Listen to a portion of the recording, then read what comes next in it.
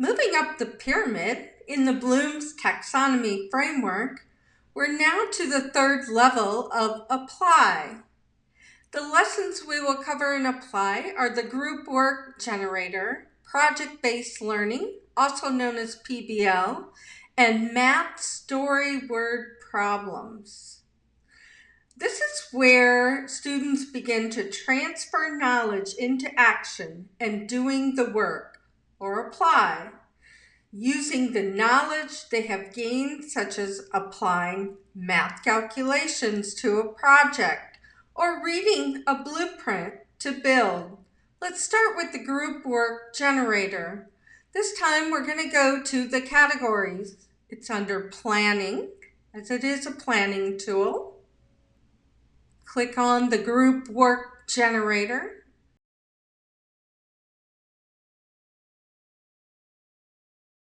Go to the university level. The nice thing about the group work generator is you can change this to any amount of time, up to 50 minutes. So if you have an activity that would last larger, you would break it down into two 50-minute segments. You can either speak into the microphone of your topic or objective, add a file, or just simply paste in a standard such as I've done here with Pascal's law for automotive technologies. I've also included that I want it to be a hands-on project, ensuring members have a role in participating. I chose 2 for ease. You can go up to 5, and this was the result.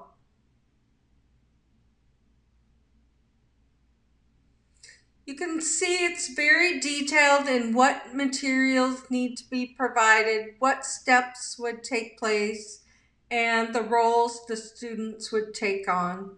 I've copied and pasted this into a word processing document for further support for you below the lesson.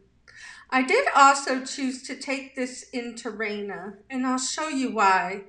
So I opened up Raina after I had copied that and asked for, can you design a rubric for this activity? This also helps in how to assess the learning. I pasted in the full activity and the rubric was designed based on a 4-point scale. Of course, because I pasted it over, I wanted to paste first the activity, then copy the rubric, then paste that over at the end of the document.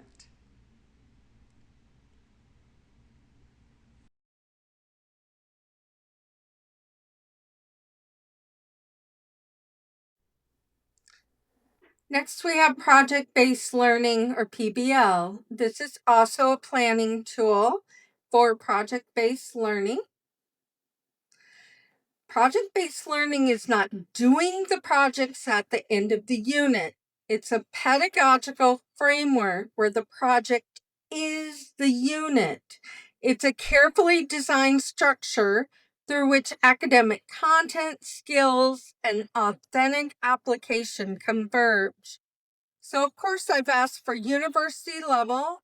I've pasted in standards and measurements on GTAW, or gas tungsten arc welding equipment, and asked that students work together in small groups. I want to also make sure that the project gets to the apply level of Bloom's taxonomy. So I did add that as well, that this should support apply or application for Bloom's taxonomy. You can add files instead of typing things in, but I, of course, have been typing in or pasting in. I did reapply the standard. I'm not sure that was necessary. And you might have a federal standard or a certification standard you'd like it to align to. The results came up. The driving question or the challenge, the real world application. All of this is details about how the full project has an in-depth inquiry, student voice and choice, reflection, critique, revision. It's very detailed. It's not everything you will need for the lesson, but it's a great start in a planning tool. I did choose to take this one as well into the RAIN application. Once again, just to show you, I like the rubrics to be designed for the project, so I asked for the rubric on this one as well.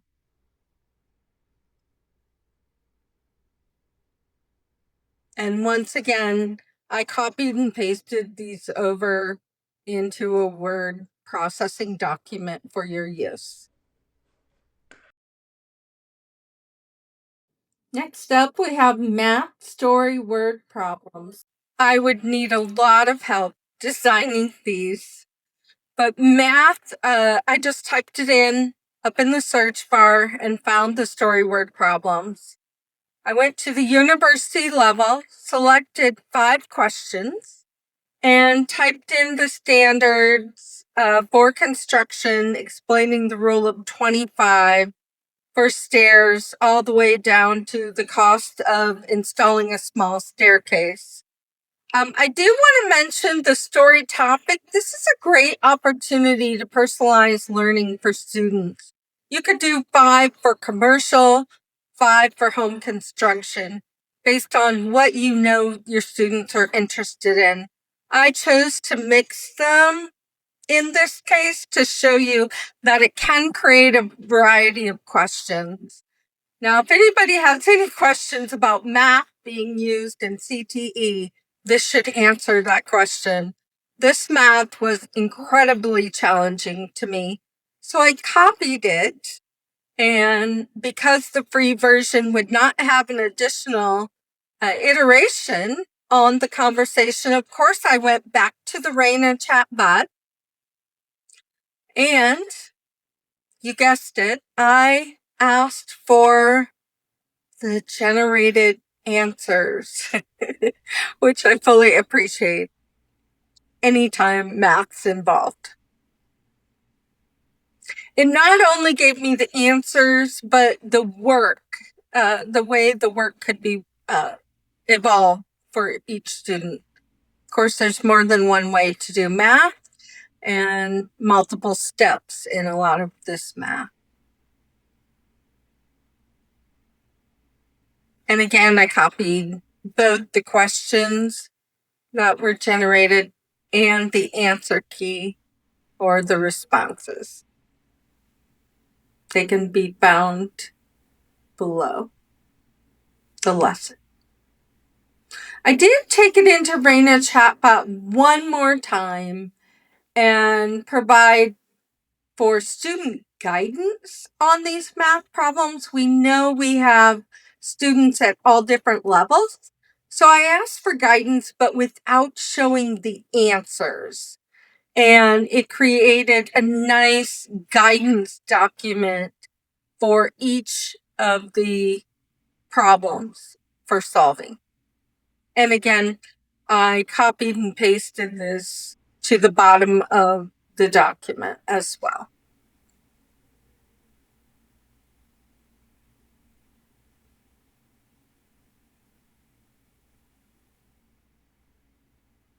Sometimes there's a little cleanup that you need to do. Don't want your messages from AI to be included on the documents. Not that you're trying to hide that you're using AI, but it's just looks cleaner. Also, remember, I'm not a content expert, so you will want to review all these documents. Thank you. And this was the lesson on the 3rd level of Bloom's Apply.